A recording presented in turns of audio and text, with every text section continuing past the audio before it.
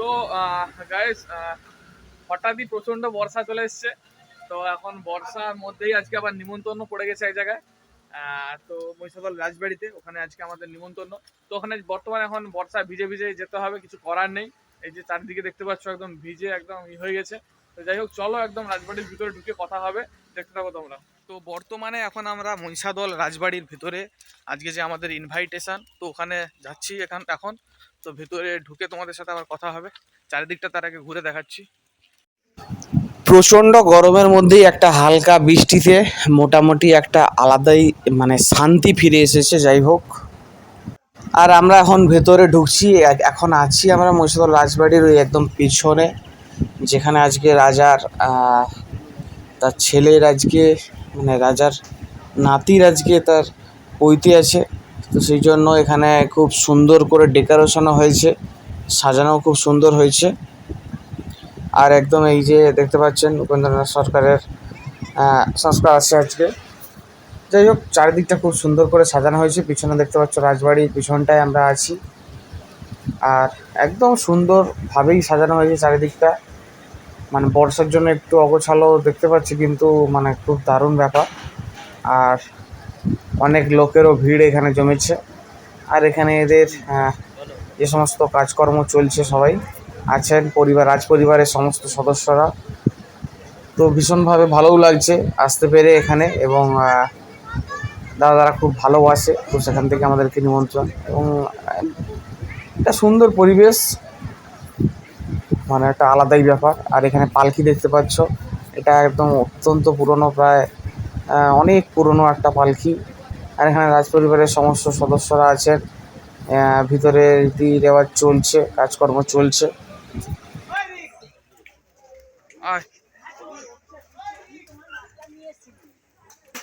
তো এখন আমরা পেয়ে গেছি রাজপরিবারের সদস্য সৌর্যগর্গকে।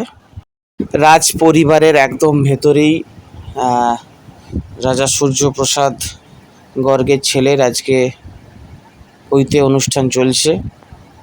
আর এখানে খাওয়া দাওয়ার ব্যবস্থা তো একদমই সবাই খেতে বসে পড়েছে। আমরা একদম শেষ দিকে এসেছিলাম।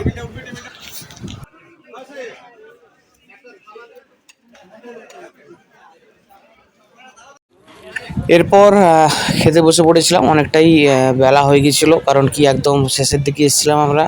তা সত্ত্বেও খেতে বসতে প্রায় 3টা বেজে গেছে।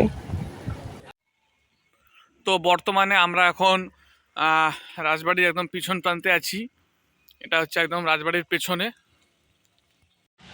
এত গরমের মধ্যে এক পশলা বৃষ্টির পরে একটু যেন গাছপালাগুলো সবুজ হয়েছে, আর এত সুন্দর লাগছে প্রাকৃতিক পরিবেশটা, কি বলবো। তাই তোমাদের সাথে একটু শেয়ার করে নিচ্ছি। এটা রাজবাড়ির সামনেটা। তো এখান থেকে গাছগুলো দেখছো কীভাবে সবুজ, আর কি সুন্দর লাগছে। এখানে একটা রেস্টুরেন্টও আছে। তো আমরা খাওয়া দাওয়া করে উঠে এখন একটু বাইরে বেরিয়েছি ঘুরতে ঘুরতে। এখানে কাজকর্ম এখনও চলছে, তো আর বেশিক্ষণ দাঁড়াবো না, এবার বেরিয়ে যাব। অনেক কাজও আছে, কাজকর্ম প্রায় শেষের পথে চলছে। লোকটাও সেরকম হালকা হয়ে গেছে। আর একদম সুন্দর একটা প্রাকৃতিক পরিবেশ। তো চলো মোটামুটি এখন যাওয়া যাক বাড়ির দিকে। অনেকক্ষণই এসেছি, অনেকক্ষণ গল্পও হলো তোমাদের সাথে। তো একটু কোল্ড ড্রিঙ্কস খেয়ে এখন বেরোবো। তো কোল্ড ড্রিঙ্কস নিতে এসেছি, কেউ লোকজন নেই, সেই আমরা নিজেরাই নিয়ে নিলাম। তো আমাদের খাওয়া দাওয়া শেষ, তো এখন বেরিয়ে যাচ্ছি।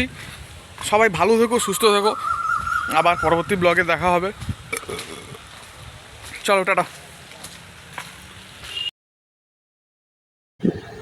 তো গাইস, এখানে আজকে সন্ধেবেলায় আমাদের পুরোহিতদের খাওয়ানো আছে।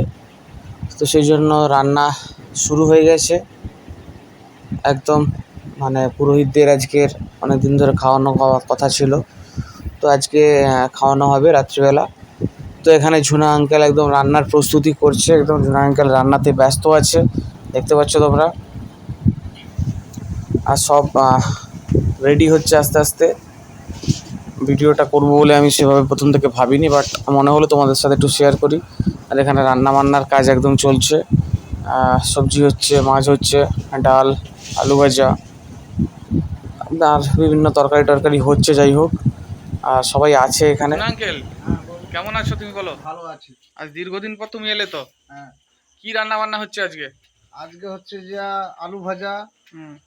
ডাল আর তোমার বৈতালের ঘ্যাঁট, আচ্ছা। পটলের দোরমা, আর কি? মাছের ঝাল, চিংড়ি মাছের মালাইকারি, চাটনি। ও, তোমার দাঁত আর একটা কোথায় গেল? দাঁত একটা ছিল, মেরে ভেঙে দিয়েছে।